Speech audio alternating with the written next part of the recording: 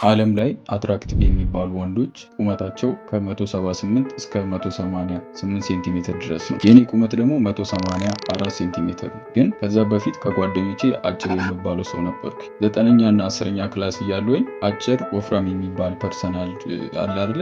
አጭር ወፍራም የሆነ የምታውቁት ሰው አለ። እንደዚህ አይነት ሰው ነበርኩ። 11ኛ ክፍል ስገባ ግን ቁመቴ ሌላ ሌቭል ሆኖ ነበር።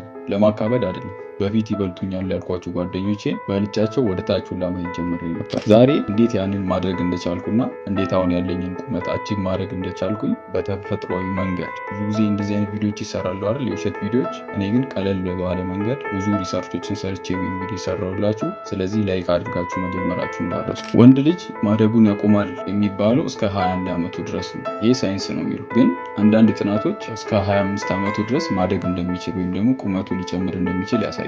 እድሜ ያልፏል ማደግ አልችልም ከምትል ቪዲዮን እስከ መጨረሻ ድረስ እና በኋላ ሞክረ ብታጣ ይሻላል። እርግጠኛ ነኝ ይህ ቪዲዮ ደግሞ እስከ መጨረሻ ድረስ ካየ ቢያንስ ትልቅ ረጅም ባትሆን ራሱ የተወሰኑ ሴንቲሜትሮችን መጨመር እንደምትችል አረጋግጥልሃል። አንዳንድ ሰው ደግሞ ቁመት በጄኔቲክስ አማካኝነት ከቤተሰቦቻችን የምንወርሰው ነገር ነው ይላል። አዎ ቁመታችሁ ላይ ጄኔቲክስ በጣም ወሳኝ ነገር ነው። አባታችሁ ረጅም ከሆነ እናታችሁ ረጅም ከሆነ እናንተም ረጅም የመሆን እድል አላችሁ። እኔ ደግሞ ይህንን ነገር ሊቃረን የሚችል ነገር ነው የሚባል ማዘርንም ፋዘርንም ቁመት እበልጣችኋለሁ ስላችሁ ደግሞ ዝም ብሎ መብለጥ ሳይሆን በደንብ አለ አይደል ሰው መለየት የሚችል። ስለዚህ ከጄኔቲክስ ውጪ ማድረግ እንደምትችሉ አረጋግጥላችኋለሁ።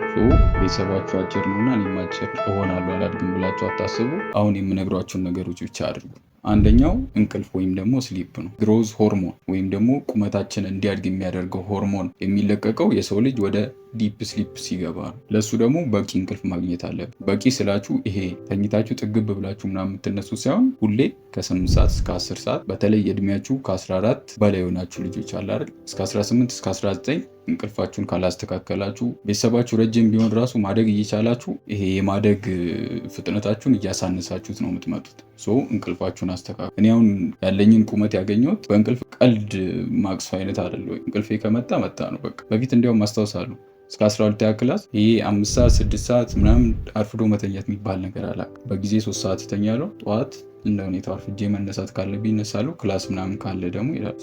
በቂ እንቅልፍ አገኝ ነበር። ለዛ ነው ቁመቴ አሁን ያለበት ደረጃ የደረሰው። ስለዚህ እንቅልፋችሁን አስተካክሉ። በኋላ ላይ መስራት ያለባችሁ ነገር ትሰራላችሁ። ከ14 እስከ 18 19 ያላችሁ ግን አሁን በቂ እንቅልፍ ታዩ፣ ቁመታችሁ እንዲያድግ የምትፈልጉ ከሆነ። ሁለተኛ ኒውትሪሽን ወይም ደግሞ አመጋገቤ አሁን ያለኝን ቁመት እንዲይዝ አድርጎኛል።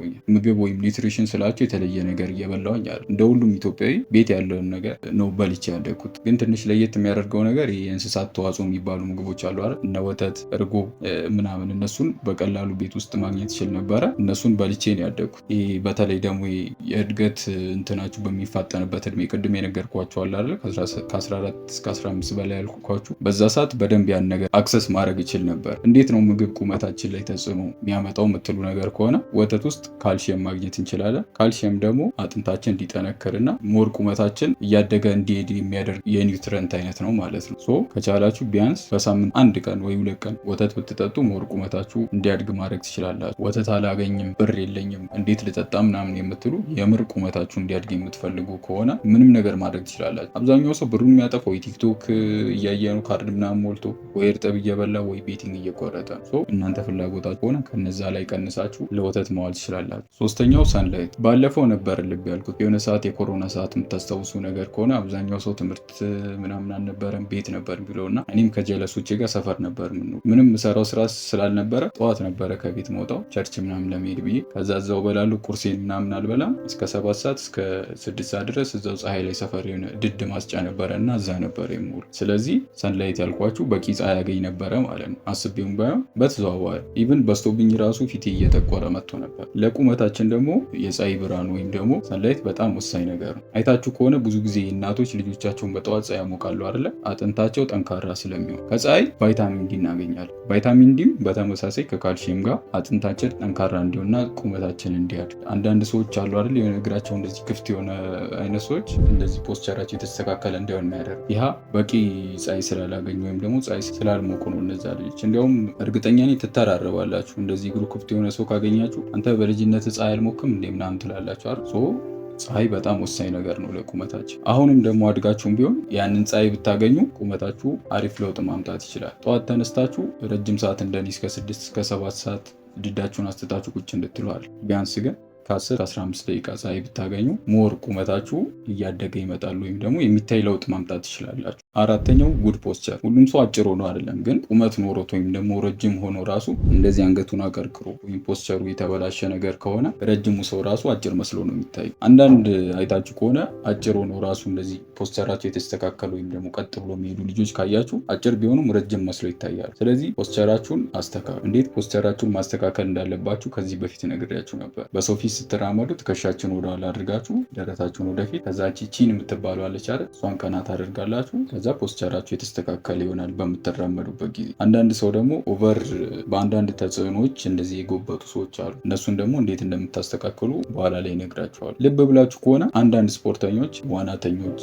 ባስኬትቦል ተጫዋቾች ቁመታቸው በጣም ረጅም። ይህ ደግሞ የመጣው እነዚህን ጨዋታዎች ወይም ደግሞ ኤክሰርሳይሶች በሚያደርጉበት ጊዜ አጥንታቸውና መሰላቸው ላይ የሆነ ፕሬዠር ይፈጥራሉ። ስትሬች ማድረጋቸው አይቀርም ማለት ኳሱንም ለመወርወር ለመዋኘትም። ስለዚህ ያ ፕሬዠር ቁመታቸው እንዲጨምር ያደርጋል። ለዛ ነው ዋናተኞችና ባስኬትቦል ተጫዋቾች ረጅም የሆኑት። አንዳንድ በተፈጥሮም ረጅም የሆኑ አሉ። ከጊዜ በኋላም ደግሞ የተጫወቱ እነዛን ነገር በማዘውተራቸው ረጅም የሆኑ ስፖርተኞች አሉ። እኔም ለእናንተ እነዚህ ዋናተኞችና ባስኬትቦል ተጫዋቾች ብዙ ጊዜ የሚያዘወትሯቸው ኤክሰርሳይሶች ብዬ ቻትጂፒቲን ጠይቄያት ነበረ እና 2 ኤክሰርሳይሶች ሰጥታኛለች። እነዚህን ኤክሰርሳይሶች በማድረግ ብቻ ቁመታችሁ ላይ ለውጥ ማምጣት ትችላላችሁ። የመጀመሪያው ባር አለ አይደለ? እንደዚህ ያለች ባር አለች። እዛ ላይ ይዞ መንጠል ለረጅም ደቂቃ ሳይሆን እስከ 20 ሰከንድ ይዛችሁ መቆየት ነው። ይህ አንድ ቅድም ያልኳችሁን ፖስቸራችሁን ያስተካክልላችኋል። ሁለት ደግሞ መሰላችሁ ላይ እና አጥንታችሁ ቦናችሁ ላይ ፕሬዠር ስለሚያመጣ ቁመታችሁ ይጨምራል። ሁለተኛው ደግሞ ብዙዎቻችሁ ታውቁታላችሁ፣ ገመድ መዝለል። ጧት ተነስታችሁ ለአንድ 10 ደቂቃ ገመድ የምትዘሉ ነገር ከሆነ ሞር ቁመታችሁ ላይ ትልቅ ተጽዕኖ ማምጣት ትችላላችሁ። ጃምፒንግ ትልቅ ተጽዕኖ እንደሚያመጣ ማወቅ ከፈለጋችሁ የሆነ የአፍሪካ ጎሳዎች አሉ አይደለ? ኢትዮጵያ ላይ ሆኖ አላውቅም፣ ምስራቅ አፍሪካ የሚባሉ ሀገራቶች ላይ እንደዚህ እየዘለሉ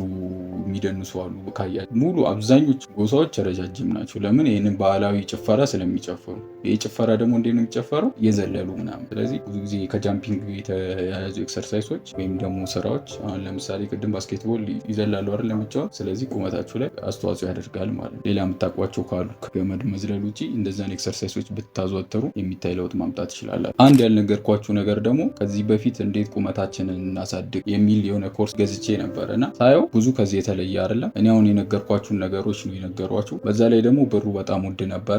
ስለዚህ እናንተ ይህንን ቪዲዮ በነፃ ስላገኛችሁ ልታመሰግኑ ነው የሚገባው። ግን ሞር የራሴን ሪሰርች ሰርቼ እኔ ራሴ ጋይድ እያረኳችሁ ምን መመገብ፣ ምን መስራት፣ እንዴት ነገሮችን ማስኬድ እንዳለባችሁ እኔ ራሴ እያማከርኳችሁ ኮርስ እንዳዘጋጅላችሁ የምትፈልጉ ካላችሁ ኮሜንት ላይ ሁላችሁ የምትፈልጉ ሰዎች ኮርስ እያላችሁ ጻፉ። አስቤበት ብዙ ፍላጎት ካለ አዘጋጅላችኋለሁ፣ ይሰራላችኋል። አሁን የነገርኳችሁ እነዚህን 4 ነገሮች ካደረጋችሁ ረጅም ባትሆኑ ራሱ ይሄ አትራክቲቭ ወንዶች የሚባሉ አማላይ ወንዶች የሚባሉ ቁመት አለ አይደለ? ቅድም የነገርኳችሁ ከ178 ሴንቲሜትር እስከ 188 ያለውን ቁመት መያዝ ትችላላችሁ፣ ወይም ደግሞ ማድረግ ትችላላችሁ። ይህም ቪዲዮ አይታችሁ አላደግኩ ምናምን አትበሉ። መጀመሪያ አክሽን መውሰድ ተማሩ፣ ሞክሩና ካላደጋችሁ እኔን ራሱ መጠየቅ ትችላላችሁ።